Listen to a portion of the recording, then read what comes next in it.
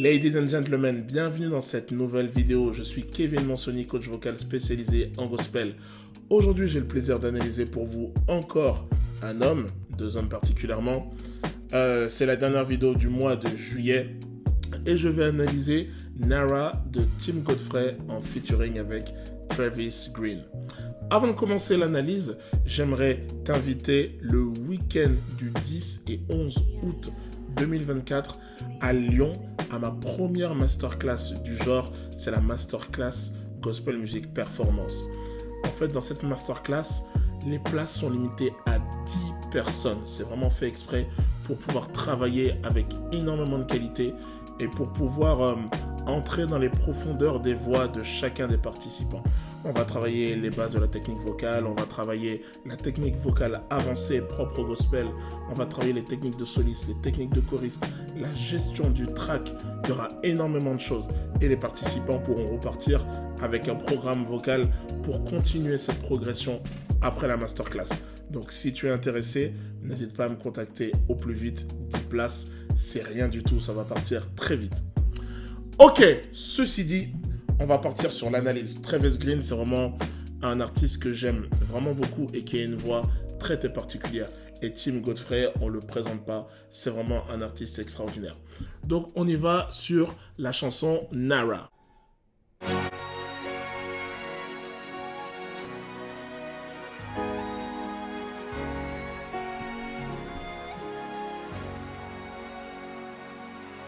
He's done so much for me, I cannot tell it all.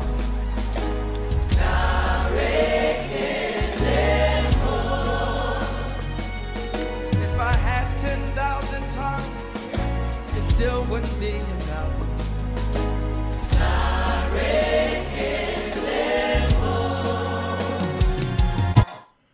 Yes. Alors, il a vraiment une voix très spéciale et on peut le reconnaître à mille lieues. Alors, Travis Green a une voix souvent avec pas mal d'harmoniques aiguës et je pense que c'est parce qu'il chante toujours de base avec un larynx légèrement haut, ok? Et c'est pour ça que sa voix, il y a très rarement de l'épaisseur dans sa voix, voire jamais. J'ai pas écouté toute sa discographie, mais sa voix, il y a souvent très peu d'épaisseur. Et il y a aussi beaucoup de compression dans sa voix.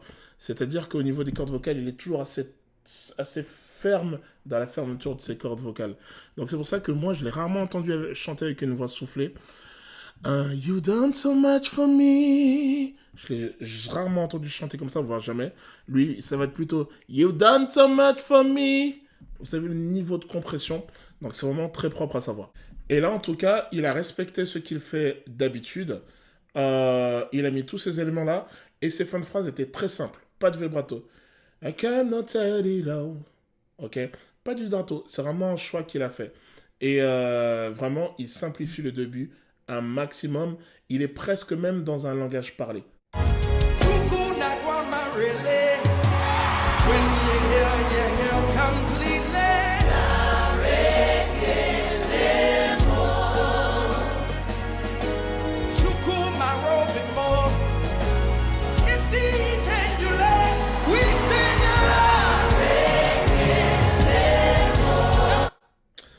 Ok. Vous avez vu, encore une fois, pas de vibrato. Et encore une fois, beaucoup de compression dans ses cordes vocales, beaucoup de clarté dans ses cordes vocales. Le larynx est légèrement haut. Donc au niveau de la voix, on a beaucoup de clarté. Et dans les aigus, on commence à avoir un petit peu de saturation qui vient. Et ça, c'est le propre de la voix de Travis Green. Souvent, il a de la saturation dans ses aigus. Et là, on en voit déjà un petit peu. Alors, j'aime beaucoup la direction vocale.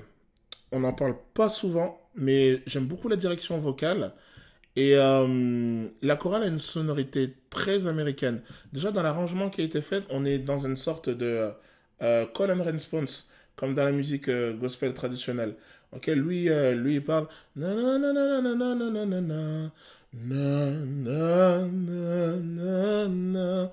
Et là, la réponse de la chorale. Donc, on est vraiment dans un call and response à l'américaine. De plus, on a toujours vraiment ces nuances avec des crescendo, des décrescendo. Narekelemo, avec des larynx bien détendus parce qu'on a pas mal de rondeur dans le cœur. Donc on a des larynx, c'est signe qu'on a des larynx bien détendus. Et c'est ce qui fait un petit peu son son américain chez eux. La deuxième chose qui fait qu'on a un son, en tout cas une logique américaine dans le cœur, c'est qu'ils chantent vraiment derrière le temps. Ils font pas Narekelemo, ils font plutôt Narekelemo. Ok, donc ça donne vraiment une couleur très américaine. What shall I render to Jehovah? For he has done so very much for me. Come on, everybody! What shall I render to Jehovah? Hey! For he has done so very much for me. Yes! J'aime énormément mélodiquement. Mélodiquement, c'est What shall I render to ta na na na na na na na na na na na na na na na na na. En fait, ce genre de phrase-là, ce genre de phrase mélodique me fait penser un peu aux anciens cantiques des ailes de la foi, pour les anciens qui se rappellent. Et j'aime beaucoup l'arrangement parce que à ce moment-là qui fait très cantique, très musique congrégationnelle, l'arrangeur met un unisson et ça rappelle un petit peu le côté congrégationnel. Deuxième chose, la chorale est très très très intentionnelle. Vous avez vu What shall I render? Ils appuient le N, ils chantent à travers le N et ils rebondissent après. What shall I render? What shall I render? À chaque render, ils font ça. Et ça donne vraiment des petits éléments simples. La direction vocale en soi n'est pas compliquée dans ce qu'a fait l'arrangeur, dans ce qu'a fait le directeur vocal, mais pourtant tous ces petits éléments sont super bien pensés.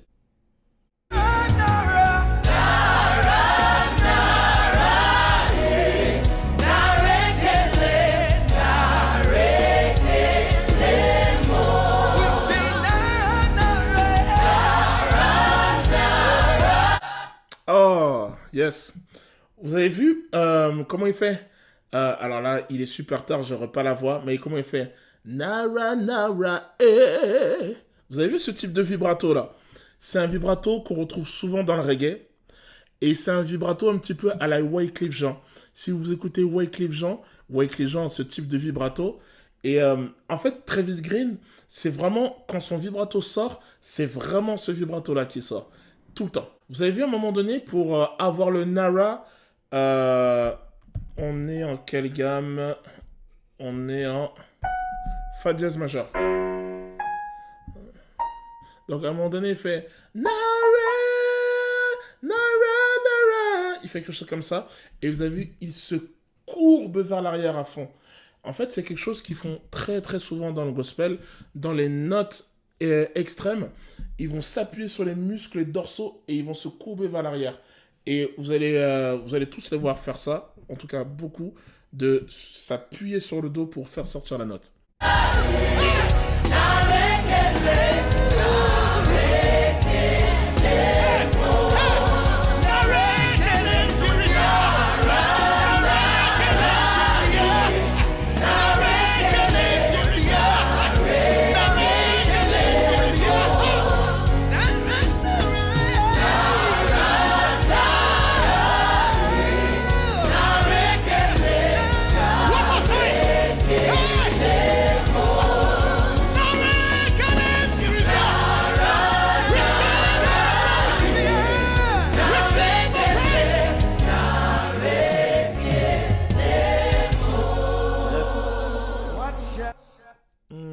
Yes.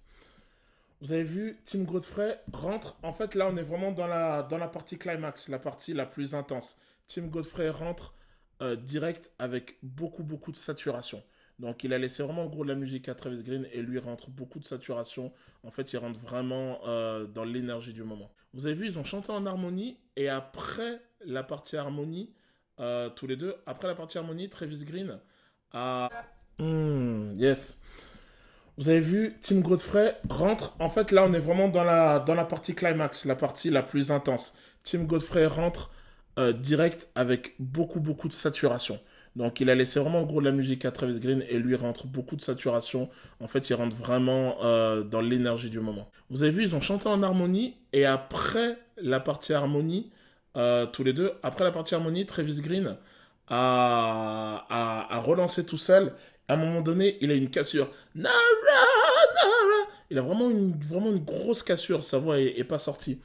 En fait, c'est un petit peu la complexité des voix avec beaucoup de texture de manière naturelle. Vous voyez, il y a des voix qui sont assez graveleuses, qui sont assez imparfaites de manière naturelle. C'est très joli. Mais pour le coup, c'est des voix, en termes de technique vocale, il faut vraiment être super vigilant. Parce que de ce que j'ai vu, moi, souvent, ce sont des voix qui se fatiguent vite. Je parle de gens qui sont nés avec ce type de voix. Souvent, ce sont des voix qui peuvent se fatiguer vite. Et des fois, où si on n'est pas vigilant sur la technique vocale, on peut se retrouver avec ce genre de cassure. Pour le coup, ça arrive à tout le monde. Hein. Vous pouvez voir Céline Dion. À tout le monde, c'est arrivé. Et surtout, ce que je trouve beau, en fait, dans la voix, c'est l'imperfection de la voix. Travis Green a une voix remplie de petites imperfections, mais en fait, c'est ça qui fait qu'on aime écouter Travis Green. Attention, il est très bon, ne dites pas ce que j'ai pas dit. Mais en fait, ôtez-vous de la tête que quand vous chantez, vous devez être parfait. Non, je pense que ce qui fait de vous un très bon chanteur, c'est pas la perfection de la technique vocale, mais c'est vraiment être excellent dans votre domaine. Être excellent dans votre univers musical, être cohérent avec votre univers musical. Vous avez vu, dernière petite chose que j'aimerais vous signaler avant de vous laisser, c'est que dans les extrêmes aigus, dans cette partie-là que je viens d'analyser, la langue de Travis Green est vraiment en position haute. La position haute de la langue va vraiment aider à faire sortir les harmoniques aiguës et va vraiment aider à placer le son vraiment assez haut dans le twang. Voilà, j'espère que cette analyse vous a plu. Alors n'hésitez pas à partager, à liker, à vous abonner.